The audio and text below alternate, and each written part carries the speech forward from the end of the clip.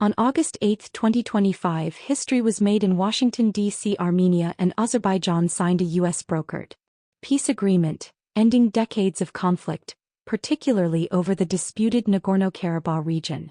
At the heart of the deal is the creation of a U.S.-controlled transit corridor, the Trump Route for International Peace and Prosperity or TRIPP. This corridor connects Azerbaijan to its exclave Nakhchivan through Armenia, bypassing both Russia and Iran. This single development has the potential to reshape the power dynamics of the South Caucasus, opening a direct trade route from Europe to Central Asia. But not everyone is celebrating. Russia, once the undisputed power broker in the Caucasus, finds itself weakened, especially after years of war in Ukraine. Moscow gave the deal formal approval but with warnings. Russian officials accused the United States of external interference and claimed the TRIPP corridor could destabilize the region.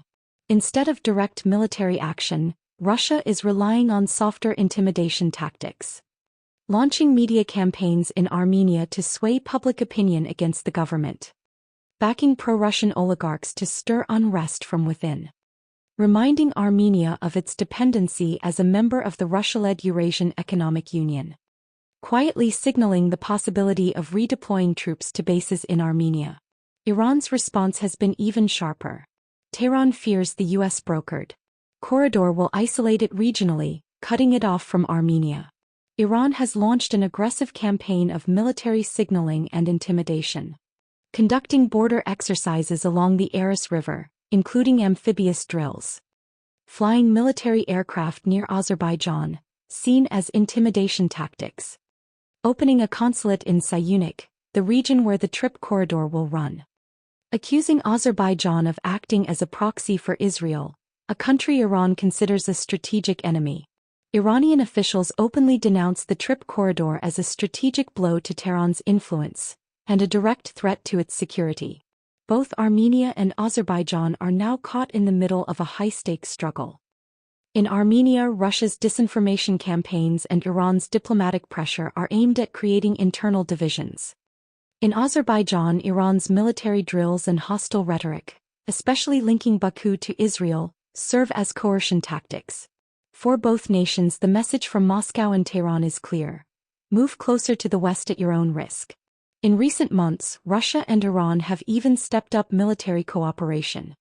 In July 2025, they held joint naval exercises in the Caspian Sea, showcasing their maritime power. In April 2025, Iran conducted border drills with Armenia, and separately, Iran and Azerbaijan held Araz 2025 exercises in Nagorno-Karabakh. These moves serve as both intimidation and signaling, warnings to Armenia and Azerbaijan not to align too closely with the US or NATO. Russian officials have gone as far as vowing to dismantle the TRIPP corridor project through pressure and interference. In recent weeks, Iran has also increased its troop presence along the northern border with Armenia and Azerbaijan. This includes IRGC units and regular army forces, a clear message that Tehran is prepared to defend its interests. Iranian officials insist they are simply monitoring the peace deal, citing Article 12 of the treaty, which bans foreign troops from the South Caucasus. But their actions tell another story. They are preparing for any scenario that threatens Iranian influence. The US-brokered peace deal between Armenia and Azerbaijan may have ended one war, but it has opened a new front in the battle for influence. For Washington, the TRIPP corridor represents peace and prosperity. For Moscow and Tehran, it represents a direct challenge to their dominance. As Russia and Iran escalate with intimidation, military drills, and hybrid tactics, the fragile peace in the South Caucasus remains on uncertain ground.